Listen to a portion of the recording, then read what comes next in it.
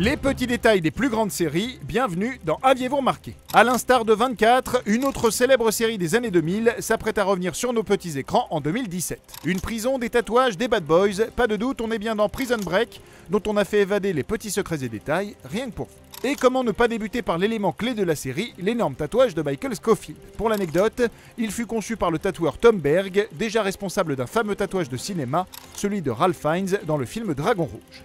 Pour les petits curieux qui seraient intéressés pour se le faire faire, sachez que ça vous coûtera dans les 20 000 $ pour 200 heures de travail.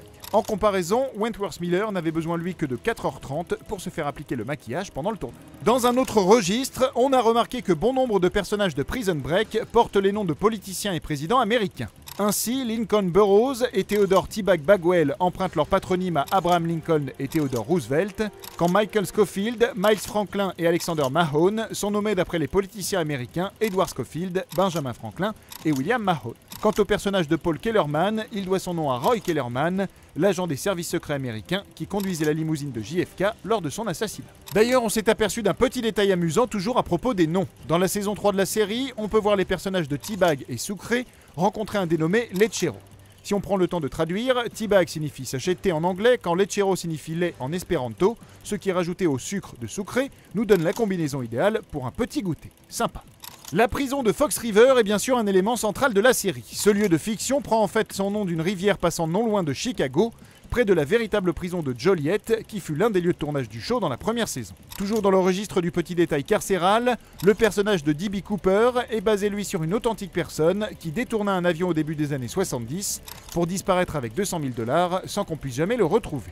Et on a été assez amusé d'apprendre que Stacy Keach, qui incarne le directeur de la prison, est un ancien détenu emprisonné en France en 1984 pour possession de cocaïne. Qu'il se rassure, il n'est pas le seul, tout du moins dans le show, puisque des 17 personnages réguliers de la série, seuls 2 n'ont pas été derrière les barreaux durant les 4 saisons initiales, Veronica Donovan et Sofia Lugo.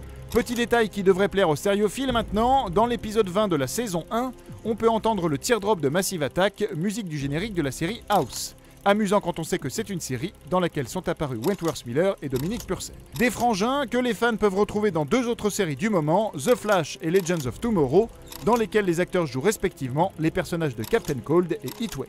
Enfin, on s'est également aperçu que dans l'épisode 11 de la saison 4, l'alarme visible sur l'ordinateur ici montre qu'elle s'est déclenchée dans le secteur AA23, le même secteur de l'Étoile Noire dans lequel est emprisonnée Leia dans la Guerre des Étoiles, ou que dans cette scène du premier épisode de la saison 3, la musique de fond n'est autre que la version instrumentale du titre français J'ai pas le temps de Faflarage, justement chanson du générique de Prison Break en France. Mais ça bien sûr, vous l'aviez remarqué, non ?